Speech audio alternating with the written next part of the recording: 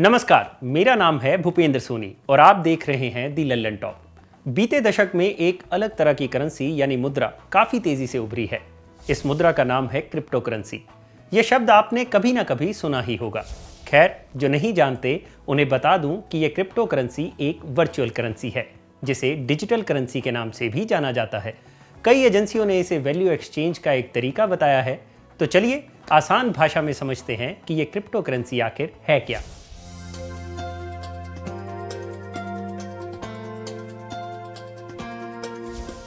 भारत में रुपया, बांग्लादेश में टका और अमेरिका की करेंसी है डॉलर। लेकिन ये एक फिजिकल करेंसी है। आप लेन देन के लिए कैश यूज करते हैं। मौजूदा वक्त में कई लोग नेट बैंकिंग और ऑनलाइन पेमेंट ऐप्स का भी इस्तेमाल करते हैं। ये सभी ट्रांजैक्शंस आपके बैंक की देखरेख में होते हैं। यानी आप जिस पार्टी को पेमेंट कर रहे हैं, बैंक उसके और आपके बीच एक बिचौलिए की तरह काम करता है। लेकिन क्रिप्टो करेंसी का मामला थोड़ा सा अलग है। इस करेंसी का इस्तेमाल करने के लिए किसी बिचौलिए की ज़रूरत नहीं है। ये एक ऐसी करेंसी है जिसे किसी देश का सेंट्रल बैंक कंट्रोल नहीं करता। हर ट्रांजैक्शन सीधे पेमेंट करने वाले और पेमेंट रिसीव करने वाले के बीच होता है। जैसा कि हमने आपको पहले ही बताया कि क्रिप्टो करेंसी एक वर्चुअल करेंसी है, यानी इसे छापा नहीं जा सकता। इसे तो सिर्फ इलेक्ट्रॉनिक तरीके से स्टोर किया जा सकता है। ये डिसेंट्रलाइज्ड होती है। अब डिसेंट्रलाइज्ड माने यानी इस पर किसी का भी कंट्रोल नहीं होता, यहां तक कि खुद इसे बनाने वाले का भी नहीं। इसके जरिए आप वर्चुअली चीजें खरीद या बेच सकते हैं। बिटकॉइन का नाम तो आप सबने सुना ही होगा। ये दुनिया की पहली क्रिप्टो करेंसी है। 2008 में सातोशी नाकामोतो नाम के एक रहस्यमयी व्यक्ति ने जापान में इसे इजाद किया और 2009 की शुरुआत में इसे एक ओपन सोर्स सॉफ्टवेयर के रूप में रिलीज कर दिया। बिटकॉइन की तुलना अक्सर सोने से भी की जाती है। ऐसा इसलिए क्योंकि ये भी सोने की तरह सीमित है, यानी इसकी मात्रा सीमित है और एक समय के बाद इसे और नहीं बनाया जा सकेगा। यही वजह है कि सोने की तरह इसकी कीमत साल दर साल बढ़ती जा रही है। अपने शुरुआती दिनों में एक बिटकॉइन की कीमत इतनी कम थी कि 2010 में एक बिटकॉइन माइनर ने फ्लोरिडा के एक पापा जॉन्स आउटलेट से 10,000 बिटकॉइन देकर सिर्फ 2 पिज़्ज़ा खरीदे थे।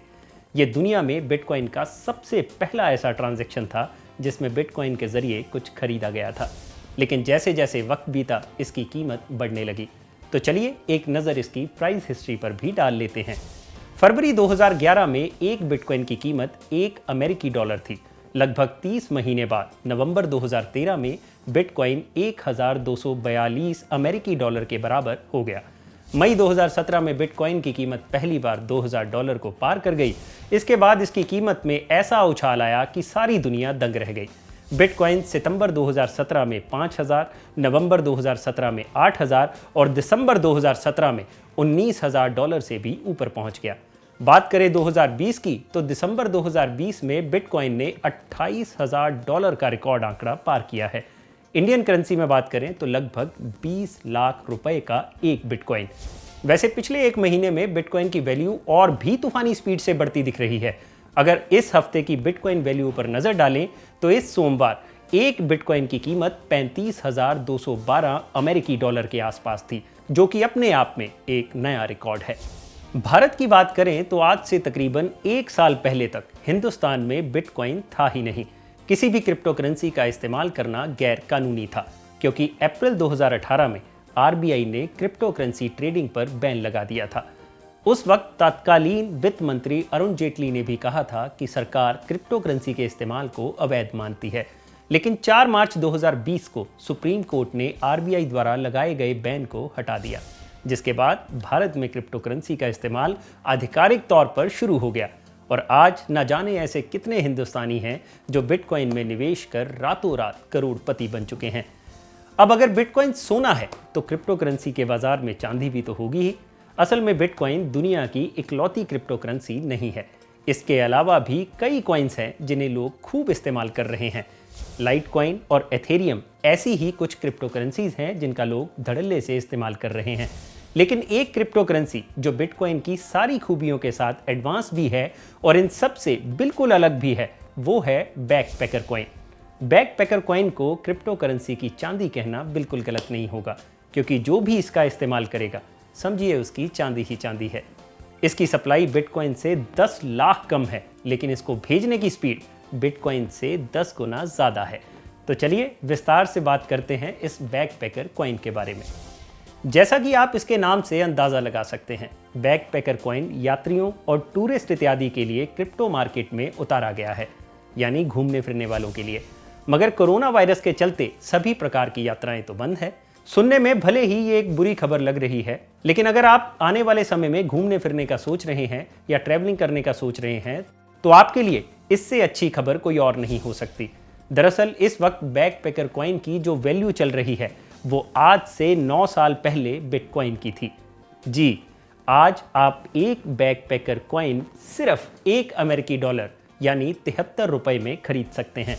जरा सोचिए, आने वाले समय में अगर बैकपैकर कॉइन की कीमत ने भी वही तेजी पकड़ ली जो बिटकॉइन ने पकड़ी थी, तो इसमें निवेश करने वालों को कितने करोड़ों का फायदा होगा।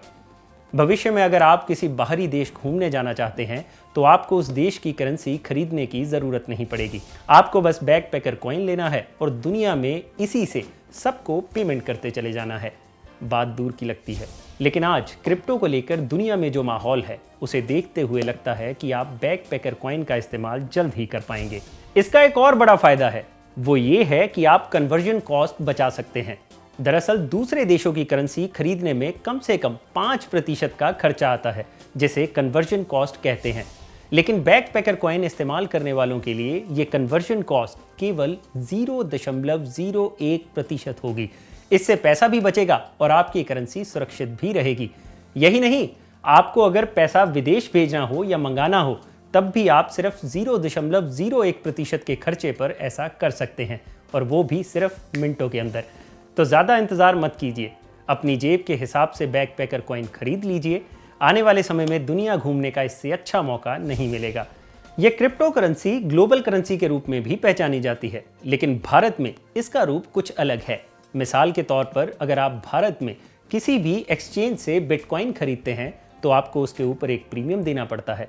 अब ये प्रीमियम क्यों देना है? इसकी वजह मुनाफा वसूली के अलावा और कुछ नहीं। आप खुद भी गूगल पर बिटकॉइन का रेट चेक कर सकते हैं, और जब आप उसकी तुलना भारत के किसी एक्सचेंज से करेंगे तो सच्चाई खुद ब खुद आपके सामने आ जाएगी। लेकिन यह घबराने की बात बिल्कुल भी नहीं है। भारत में अब आप वीज़ा पे एक्सचेंज से ग्लोबल रेट पर क्रिप्टो करेंसी खरीद या फिर बेच सकते हैं। ये एक स्वदेशी एक्सचेंज है जो पूरी तरह मेड इन इंडिया है। वोकल फॉर लोकल होने का यही सही वक्त है।